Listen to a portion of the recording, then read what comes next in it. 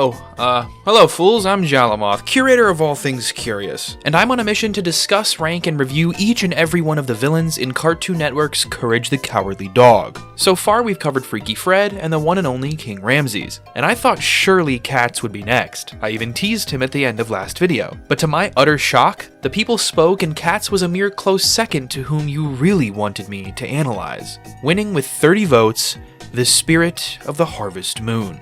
I truly understated just how memorably petrifying this mouthful of a villain was, but truth be told, he's a bit of a generational fearmonger. The House of Discontent released in November of 2001, making the Spirit of the Harvest Moon almost 2.5 decades old. A 10-year-old could have seen this when it aired, and have a 10-year-old of their own now. And yet still when they sleep, I'm sure there's a certain ghostly apparition stopping by in their nightmares.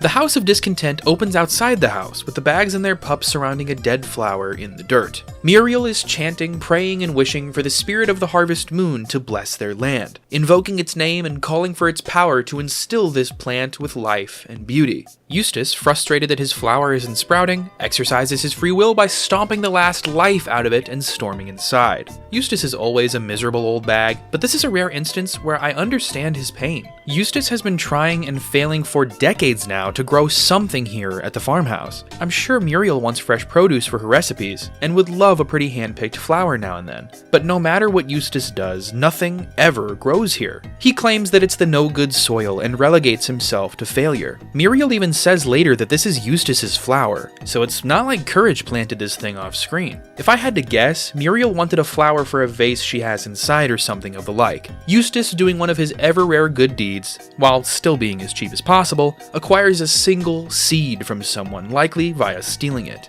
As a matter of fact, I bet he just ripped a flower out of the ground from outside the movie theater, stuck it in the dirt at home, and called it a day. Whatever the case may be, the flower is dead, and the family tries to get back to their daily routine. While doing some dishes later that night, Muriel hears a ghostly voice beckon her from somewhere inside the house. Get out. As Eustace is running a bath for himself upstairs, getting pissy fiddling with the radio, he's none the wiser that everything below him is going to hell. Every item in the kitchen is flung from its place. Doors, drawers, and cabinets slam repeatedly, and the food from the fridge begins choking Muriel relentlessly. Courage hears her cries while sitting out in the truck gnawing on the seats. But every door and window of the house is locked. So doing what needed to be done, he backs the truck directly through the kitchen wall to save his mama. Upstairs, the spirit has made itself known to Eustace. At first he thought the otherworldly voice was just the sputtering of the dying radio, but now that it's off, he can't escape the truth. A spirit is here, and it's angry. It floods the entire bathroom, drowning Eustace and sending the bathtub and the whole Bag family careening through the floor and down into the basement. Dazed, in pain, and confused, they look up to see the object of their abject torment. The imposing figure with no figure who has lived in the minds of children and adults alike for nearly 30 years. The Spirit of the Harvest Moon, the same force Muriel begged to liberate them from their flora drought. Eustace, being the problem-causing miserly ignoramus he is, looks right past the spirit at the leaky pipe in the back of the basement. Even in the moment of his doom and persecution, will this man find something to hate? He's not upset about the phantom in front of him, he only cares that he's bleeding money as this pipe drips all day. But the spirit demands their attention in his creaking, booming voice that commands the bags must hit the road and leave. That commands the bags must hit the road and leave. And I must admit, even in my 20s when watching this in the dark late at night, as the spirit looks us square in the eyes and dead into the camera, I felt a shiver strike my nerves, sending a chill down my spine. I attribute that at least partially to the wonderfully emphatic voice of Fred Melamed, who we've discussed on the channel before for his portrayal of Uncle Gumbald of Adventure Time. And two are not. What a naive little child. But of course the real star of Scares is this nightmarish design, the disembodied, ghastly face of the Harvest Moon's spirit. The Harvest Moon is of course a real phenomena, occurring during the autumnal equinox. During the fall, the moon rises in the night later and later and later, except for just a few days in the middle of the season, the nights of the Harvest Moon. On these nights, the moon rises very shortly after the sun falls, leading to a very bright moonlit night that extends for hours on end. It got its name for helping farmers, letting them work gathering their last summer crops deep into the night. But there's one farmer this cycle isn't helping, one Eustace Bag. At the exact peak of the real-life harvest moon, the spirit arrives in the basement at 11:50 p.m. But it didn't show itself because Muriel called for it, or even because of Eustace's anger towards the crops.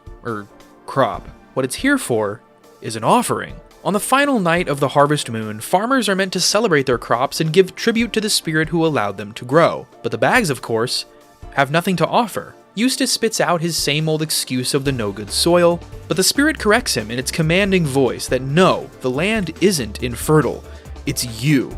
You do not respect the land, and now you must leave it. Muriel begs to stay, pleading to the spirit that they've lived here nearly their entire lives, but her wishes fall on deaf ears, or no ears, as they're told to leave now or suffer the consequences of staying. Eustace, calling himself a true farmer, of course, is steadfast in just complaining, and something about that actually strikes the spirit with a spot of generosity, perhaps pity. He gives the bags until midnight to grow but a single plant, and if they fail to do so, they will face horrors worse than hell itself. With only 10 minutes until then, each bag copes in their own way. Eustace sits in the tub, sulking, repeating that he is a real farmer with a thumb as green as they come, and is so defensive and upset at his status being challenged that he refuses to even participate. Muriel spends those 10 minutes scolding her husband, telling him the truth that he just can't accept when he's wrong. As the couple and Ghost bicker back and forth, a hero arises in Courage, who hurriedly runs outside to nurse Eustace's flower back to life. He gives it light, plays it music, gives it intravenous medical attention, but nothing seems to work. Courage thinks that water is what this plant really needs, but the pup can't find a single drop. It's then that he remembers Eustace's bitching, the leaky pipe in the back of the basement. But by then, it's too late. The doors slam shut as the clock strikes 12. The spirit dissipates as the temperature quickly rises. The bathtub, the clock, the stairs, and the bags themselves all begin to melt in the sweltering heat. Courage, locked out of the house, out of ideas, and too stupid to remember he drove a 10-foot hole through the house about 5 minutes ago, digs a comically long 200-foot-long tunnel into the basement to liberate his owners and save the family home. But when he finally makes it inside, the pipe he was searching for melts off the wall, and all it carries now is a stream of pure sand and dust. But lucky for him, there's another source of water nearby, the sweat dripping from Eustace's melting face. As the flower hydrates and springs to life, the temperature quickly settles. Muriel joyfully defends her husband's green thumb, and Eustace, with a genuine smile on his face, says, "I didn't know I could grow something. That's pretty. I did that." He cheerfully declares himself now a real farmer, validating the hopes and dreams he's had since he and his wife bought this house. The spirit returns to agree with Eustace's status, saying, for the first time, "You're right. You've grown something more than a plant. Happy planting," and once again fades away. Eustace grew a small piece of a heart that day, and the episode ends with him throwing that chunk away, cackling with greed as he sells that flower in front of the house. Overall, this is a wonderful episode, and my favorite thing about it is that Eustace is the main character, but doesn't make the episode as miserable as he is. Of course, they would have died if it weren't for Courage saving the day, but in the same breath, it's also Eustace who is kind of the hero of this episode. I mean, the story is about him. The ball that is the arc of this episode is squarely in Eustace's court. It was his flower that grew. It was his inability to grow it. It was his sweat that saved it. It was his complaining about the pipe that even gave Courage the hope to continue. Something I've got to mention is that I did not think this episode was the one called The House of Discontent. I thought that title belonged to the episode following Dr. Gerhardt, a man who wanted neighbors so bad that he concocted a sickly bizarre way to get some. But that episode is called House Calls, and this one, The House of Discontent. And I still don't really know why. The house in this episode really had nothing to do with the plot outside of the spirit telling them to leave it. But it was much more about the land than the house above it, which I think is exemplified by the bulk of the story being told in the basement, under the earth. The one with the real discontent was Eustace, unhappy with his lack of farming prowess. Though I guess the old bag of discontent doesn't really have the same ring, does it? Obviously, it's a little sad to see him throw that growth away at the end, but it's more funny than anything. Eustace is green with avarice as he puts his plant up for sale, saying that with his validated green thumb, he'll grow 1,000 flowers and be as rich as the day is long. But of course, this is an episodic cartoon, so we know that won't happen. I actually love that Eustace reverts to his prior state after learning or not learning his lesson. One, because he has to, so he can be an evil prick in the next 52 episodes. This segment is really right in the middle of this whole show's run, so as nice as it would be, of course he can't actually grow. Not like it's really in character to anyway. Two, of course his plan doesn't work. Eustace didn't change. He doesn't respect the land, and so while he may get to stay here, he'll never get to prosper. And three, this episode is perfect without it. The moment that Eustace felt genuine pride and joy is worth the watch all on its own, no matter how fast he self-sabotages afterwards. This to me is one of the most heartwarming moments in the show.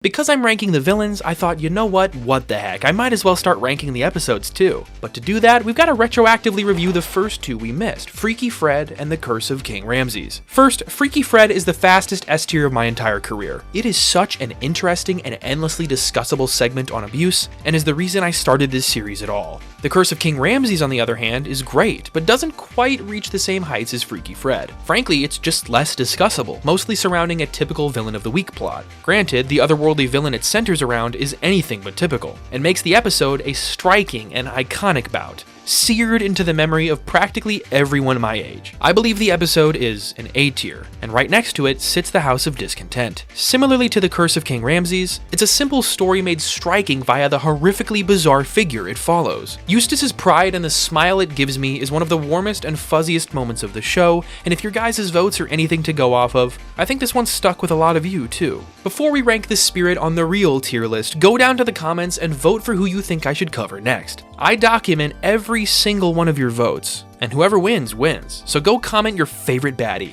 It's likely going to be Katz next. I mean, he's currently far in the lead for the next episode's polling, and it's probably going to be the longest one of this series since he shows up a lot more than once. But don't be afraid to vote for one of the more obscure villains. There's dozens. Even if you don't remember their name, describe them in the comments as best as you can and they'll find a way into an upcoming video. But without further ado, just how scary is the spirit of the Harvest Moon? Well, I'd say it's an S tier, along with the other two beasts that it follows. Back when I was in high school, I was doing this project for AP Art where I drew hundreds of people in my life. I turned everyone I knew, teachers, family, friends, classmates, coworkers, into these little cartoon faces. It was a fun, silly project for me to end the year with and to enter into competitions. My art teacher at the time, Mr. Sargent, advised me strongly against this series of works. He told me that floating heads were an absolute no-go in the world of cartoony art. He told me that seeing a head with no body, with no neck, and no gesture was basically a cardinal sin of friendly design. Being the stubborn little asshole I was, a bit of a Eustace in my own right, I completely disregarded his words and worked on the project I wanted to for the remaining months of the school year. It wound up getting no awards, and I was so ashamed of it in the end that I don't even have any photos of it, and I'm someone obsessed with curating and collecting my old works. Years later, I understand what Mr. Sargent meant. Seeing a disembodied head, as cartoony as it may be, is a bit of a shock to the system. It strikes us in the uncanny valley. Floating heads evoke feelings of helplessness and a loss of identity. Is a severed human head really the person it belonged to, or just a piece of them that is left with nothing to accomplish? The spirit of the Harvest Moon helped me realize this. Because he has no body, I don't even see him as a person. He's not the spirit of a human patrolling the farmland. He is the spirit of the farmland. Like Ramses, the spirit is entirely otherworldly. A 3D figure and a live-action face will always be inherently bizarre in the 2D world they plague. A lot of comments on the last video about Ramses had some problems with how I ranked him because he's not really evil. And actually, he's one of the easiest forces in the series to beat. Just give him the slab. I would argue the spirit of the Harvest Moon isn't traditionally evil either, which is why I'm adding another, yes, a third tier list to this series, ranking courage antagonists by how evil they are. Fred is evil in the way that he takes advantage of his victims and leaves them changed and broken, but at the end of the day, he's not gonna kill you. But what he does is not really nice either. For that, I think I need to give him the Control C tier of the evil tier list. Him being literally insane also kind of ties him there for me. Because he's not innocent by any means, but he's also not exonerated. The dude likely needs help. There's far too many genuinely evil, murderous psychopaths in this show to grant Fred any more evil than this. Ramses is interesting because he's truly not evil. His slab was stolen and he wants it back, and he'll fight to return it with all he's got. But I still gotta say D tier because he's really not nice either. He did murder those 2 cat burglars for taking his slab. Anyone who kills on sight and razes the homes of old ladies isn't a saint who belongs in the F tier of evil doing. Because even though there's a lot of villains in this show, a lot of the episode antagonists are really nice people. Similarly, the spirit of the Harvest Moon is gonna find its home of discontent in D tier, right next to Ramses. Really, it wanted the best for Eustace. But let's be honest, it did try melting an old couple in the basement of their home for failing to grow a single flower. Honestly, it feels more like an ambivalent force of nature than a being of malice though, which is why it lands where it does. In a way, this test he gives the bags is almost like a saw trap. And normally I would never ever forgive or defend a Jigsaw, but that's because he's human. Humans judging humans via pain and punishment is never justifiable because John Kramer is just as bad, if not worse, than all his victims. But in this specific case, the figure of judgment is a literal figure of judgment. He's not a man, he is a naturalistic force of the earth. And for that, I struggle to call it evil. But hey, 3 tier lists in one video series isn't bloated enough, so fuck it, let's go for 4. Because if we're gonna rank the episodes and the baddies by their scare factor and evil factor, what about their X factor? In this 4th and final chart, we'll be ranking courage antagonists by how much I like them. No holds barred. The spirit of the Harvest Moon is solid. I love his voice, his incredible design, but overall there's definitely better. And by that I mean Ramses, who is just personally a little bit more traumatizing to me. But I think they both deserve S tier. When I said no holds barred, I really meant it, as I think Fred transcends this chart into the S+ tier that I've saved specifically for this list. There's no rules in this one, it's mine, okay? But what about you? Who's your favorite? Who's the most evil? Who's the scariest? And what's your favorite episode, regardless of villainy? Let me know in the comments below. Thank you to my patrons, lovely people like Noisy Pitta, Greg, Cabra, Sleepy, and DP. Become a patron today and get access to the Jallo Plaza Minecraft server, exclusive polls and Discord perks, early access to videos periodically, and more. Have a good harvest, and stay curious.